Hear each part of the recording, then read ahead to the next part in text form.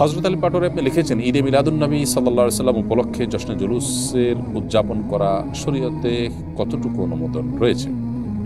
নবী করিম সাল্লাল্লাহু আলাইহি ওয়াসাল্লামের জন্মের তারিখটি ঠিক কোনটি, সেই তারিখটি কোনো হাদিসের কিতাবে বর্ণিত হয়নি। বিশুদ্ধ তো বটেই, এমনকি কোনো দুর্বল সূত্রে বর্ণিত হাদিসেও কিন্তু বর্ণিত হয়নি। নবী সাল্লাল্লাহু আলাইহি ওয়াসাল্লামের জন্মের তারিখ নিয়ে বিভিন্ন কিতাবে, বিভিন্ন ইতিহাসের বইয়ে বিভিন্ন রকমের বর্ণনা এসেছে। 12 রবিউল আউয়াল এই দিবসটি নবী সাল্লাল্লাহু আলাইহি ওয়াসাল্লামের জন্মদিবস বলে যেমন অনেকগুলো বর্ণনা রয়েছে, অনেক ইতিহাসবিদদের উক্তি রয়েছে। আবার রবিউল আউয়ালের 9 তারিখ, 8 তারিখ বা অন্যান্য দিবসগুলোতেও নবী সাল্লাল্লাহু আলাইহি ওয়াসাল্লামের জন্মের তারিখ হিসাবে অনেক ইতিহাসবিদরা মতামত উল্লেখ করেছেন। তো এরকম পরিস্থিতিতে প্রথম কথা হলো, যে দিনটি নবী সাল্লাল্লাহু আলাইহি ওয়াসাল্লামের জন্মদিবস হিসেবে চূড়ান্তই নয়, বিশুদ্ধ কোনো হাদিস দ্বারাও প্রমাণিত নয়। দ্বিতীয়ত, যেই জন্মের তারিখটিকে নবী সাল্লাল্লাহু আলাইহি ওয়াসাল্লাম জীবনে কখনো উদযাপন করেছেন বলে কোনো জাল হাদিস থেকেও পাওয়া যায় না, আবার কোনো সাহাবা ইকরামও করেননি, সেটি আসলে কখনো ইসলাম হতে পারে না বা সেটা কখনো সুন্নাহ হতে পারে না।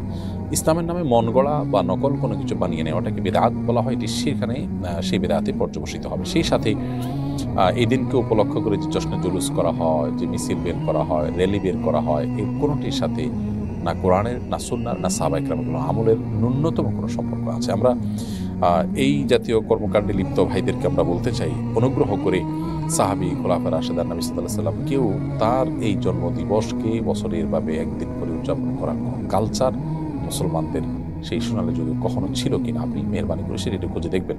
দ্বিতীয়ত হলো, এটি কোত্থেকে আসছে জন্মদিবস উদযাপন, সেটা নিয়ে আপনি একটু পড়াশোনা করুন, একটু অনলাইনে ঘাটাঘাটি করুন।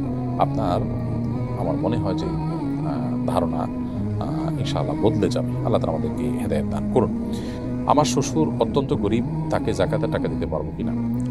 শ্বশুরকে জামাই যাকাতের টাকা দিতে পারবেন, ঠিক একইভাবে বৌমা তার শ্বশুরকে যাকাতের টাকা দিতে পারবেন। কারণ শ্বশুর প্রথমত নিজের বাবা বা সরাসরি রক্ত সম্পর্কে কেউ নন, দ্বিতীয়ত তিনি এমন কেউ নন যার ভরণ পোষণ দেওয়া আপনার উপরে আবশ্যক। যদি ভরণ পোষণ দেওয়া আপনার উপর আবশ্যক হতো তাহলে তাকে যাকাত দিতে পারতেন না। আমি একজন জেনারেল শিক্ষিত মানুষ, রাসূলের সিরাত সম্পর্কে জানতে চাই, বিষয়ে কোন বই পড়ার পরামর্শ দিবেন? নবী করিম সাল্লাল্লাহু আলাইহি ওয়াসাল্লামের সিরাত বা তার জীবন ইতিহাসকে জানবার জন্য অনেক ভালো ভালো বই বাজারে আজকাল আছে, আলহামদুলিল্লাহ। সৈয়দ আবুল হাসান আলী নাদবী, সৈয়দ আবুল হাসান আলী নাদবী রহমতুল্লাহ আলাইহির নবী রহমত বইটি আপনি যেমন পড়তে পারেন।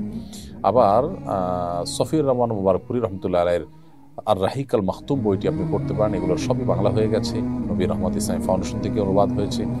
আর রাহিকুল মাখতুম এটা বিভিন্ন প্রকাশনী থেকে ছাপানো হয়েছে, যেটা ভালো আপনি দেখবেন।